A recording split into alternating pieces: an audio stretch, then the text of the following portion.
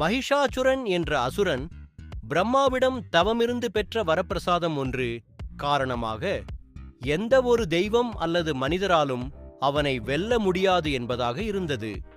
இந்த வரத்தினால் அவன் மிகவும் அகந்தை பிடித்து தேவர்களை சமஸ்த உலகத்தையும் அடக்கியாளத் தொடங்கினான். தெய்வங்களின் கூட்டு சக்தி.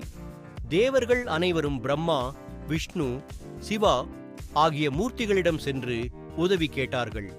இறுதியில் எல்லா தேவர்களின் சக்திகள் ஒன்றாகச் சேர்ந்து ஒரு அற்புதமான சக்தியான மகாதேவி துர்க்கையை உருவாக்கின.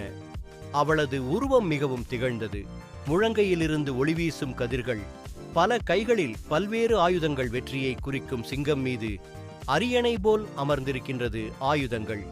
சிவன், திரிசூலம், விஷ்ணு, சக்கராயுதம், இந்திரன், வடசயம், இடிகுண்டு, அக்னி, வேல்வாயு. அவளுக்கு அதிவேக காற்று போல் இயக்கம். மகிஷாசுரனுடன் போர். துர்க்கை தேவியும் மகிஷாசுரனும் இடையே 9 நாட்கள் நீண்ட பகை போர் நடந்தது. இந்த போர் நவராத்திரி என கொண்டாடப்படுகிறது. 10வது நாளில் விஜயதசமி அன்று துர்க்கை அம்மன் மகிஷாசுரனை அவன் காட்டெரு உருவத்தில் துரிசூலத்தால் வீழ்த்தினாள். பொருள் விளக்கம்.